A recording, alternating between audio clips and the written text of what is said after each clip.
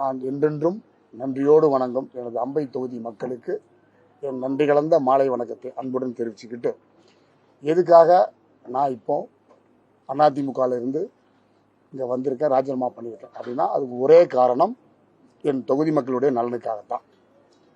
நீ ராஜினாமா பண்ணி தொகுதி மக்களுக்கு என்ன செய்ய போற, அது உங்களுடைய கேள்வியாக இருக்கும்.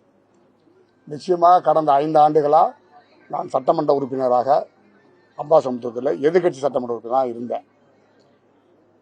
என்னுடைய சட்டமன்ற நிதியில் என்ன பண்ண முடியுமோ அதைத்தான் பண்ண முடிஞ்சதை தவிர வேற எந்த விதமான நலத்திட்டங்களையும் கொண்டு வர முடியலை. குறிப்பாக முன்னாள் முதல்வர்கள் உங்கள் தொகுதிக்கு தேவையான 10 கோரிக்கை கொடுன்னு கேட்டு நான் கொடுத்து இதுவரைக்கும் எதுவும் நடக்கலை. என்னுடைய மக்களுக்கு நல்லது செய்யணும் அப்படின்னா நான் ஆளுங்கட்சியுடைய ஆதரவோடு செயல்பட்டாதான் நிச்சயமாக நல்லது செய்ய முடியும். அந்த அடிப்படையில் நான் அவங்க சிஎம்மையும் பார்த்தேன், இப்போ பொதுச்செயலாளரையும் பார்த்துருக்கேன். நிச்சயமாக நான் சொன்ன கோரிக்கையில் கண்டிப்பாக செஞ்சு தரேன்னு சொல்லியிருக்காங்க. அப்படிப்பட்ட இடத்துல நான் இப்போ இன்றைக்கி இருக்கிறேன். அதனால தான் மெயின் காரணம் வேறு எதுக்குமே கிடையாது. என் தொகுதிக்கு நல்லது செய்யுங்கிற ஒரே ஒரு நோக்கத்தோடு தான் நான் இந்த தாவேக்காவுக்கு அந்த முதல்வருடைய சிறப்பான ஆட்சியை இந்த 15 நாட்களே அவருடைய பார்க்கும்போது அவர் ரொம்ப பொலைட்டாக ரொம்ப கனிவாக அவர் வந்த முதல் கேட்டக்கில் எந்த அரசியல்வாதியும் கேட்காத ஒரு கேள்வி கேட்டார். ஆர் யூ கம்ஃபர்டபுள் அப்படின்னு கேட்டார். ஸோ இது மாதிரி யாருமே கேட்கல இது வரைக்கும். நானும் நிறைய தலைவர்களை சந்திச்சிருக்கிறோம். ஸோ அந்த அளவுக்கு ரொம்ப பொலைட்டாக பேசக்கூடிய தலைவர்கிட்ட பணியாடுறது எனக்கு உண்மையிலே மகிழ்ச்சியாக இருக்குது.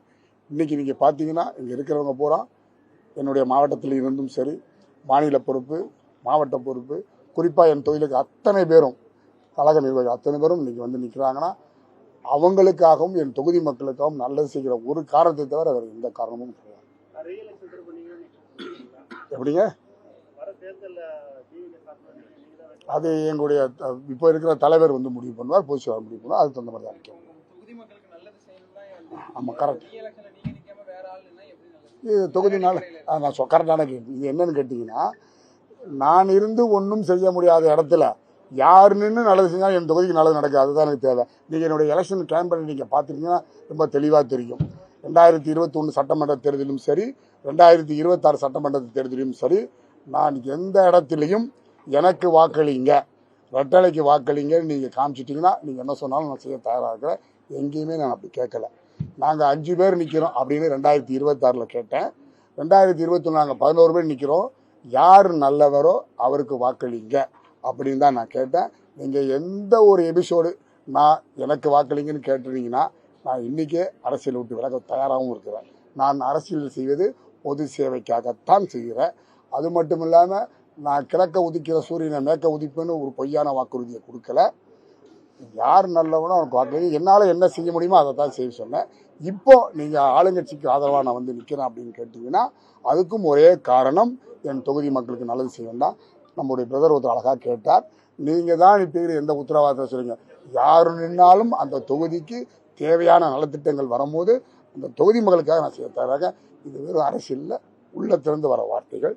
அதே மாதிரி நான் கேட்டது, இதுவரைக்கும் நான் எந்த விதமான கையூட்டும் பெறவில்லை, இனிமேலும் பெறமாட்டேன் அப்படின்னு சத்தியம் பண்ணி தான் அவங்ககிட்ட கேட்டுருக்கேன். அந்த அடிப்படையில் தான் நான் என்னுடைய செயல்பாடு செஞ்சுட்ருக்கேன். ஆமாம்,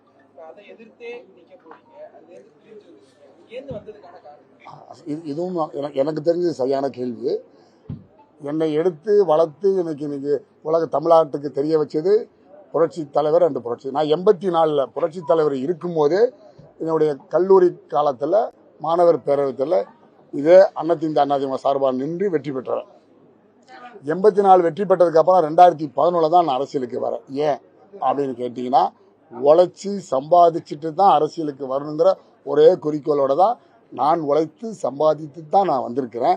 நீங்கள் கேட்ட கேள்வியை விட்டு நான் மாறி இருக்கிறேன்னா அது மாறலை. ஏன் வரேன் அப்படின்னு கேட்டிங்கன்னா, 2011 அம்மா என்னை அடையாளம் காட்டுறாங்க. அம்மாங்கிற ஒரு சகாப்தம் அது வேற, இன்னைக்கு இருக்கிற சகாப்தம் வேற. நான் யாரையும் குறை சொல்வதற்கு நாங்கள் உட்காரலை. இப்போ நான் சொல்லலாம், வண்டியாக குறை சொல்லலாம், அது எனக்கும் அழகில்லை, நான் இருந்த இடத்துக்கும் அழகில்லை. இன்னைக்கு இருக்கிற ஆளுங்கட்சியுடைய முதல்வர் மிக சிறப்பான முதல்வர். இந்த 15 நாள்லேயே பார்க்குறோம். என்ன பார்க்குறோம், நான் தேர்தலில் என்னெல்லாம் சொன்னனோ அதெல்லாம் அங்கே நடந்துட்டு இருக்கு. காசு வாங்க மாட்டேன் சத்தியமாக, கிழக்க ஒதுக்கிய சூரியனை மேற்க ஒதுக்கி வைப்பேன் அப்படின்னு சொல்ல மாட்டேன். நான் எனக்கு ஓட்டு போடுங்கன்னு நான் கேட்கவில்லை. யார் நல்லவனா ஓட்டு, அதெல்லாம் இப்போ இருக்கிற முதல்வர்கிட்ட அழகா இருக்குது. என்னுடைய வைப்ரேஷன் செட் ஆகுது. முதல்வர் எனக்கு சீட்டு கொடுத்தாருன்னா நான் நிற்க போகிறேன், கொடுக்கலன்னா யார் கொடுக்குறாங்களோ அவங்க வெற்றிக்கு பாடுபட போகிறோம். அவ்வளோதானே. எனக்கு தேவை என் தொகுதிக்கு நல்லது நடக்கும். இங்கே யார் நின்னாலும் இந்த முதல்வரின் கீழ் பணியாற்றும் போது நிச்சயமாக நல்லது தான் நடக்கும். அந்த அடிப்படையில் நான் சொல்றேன்.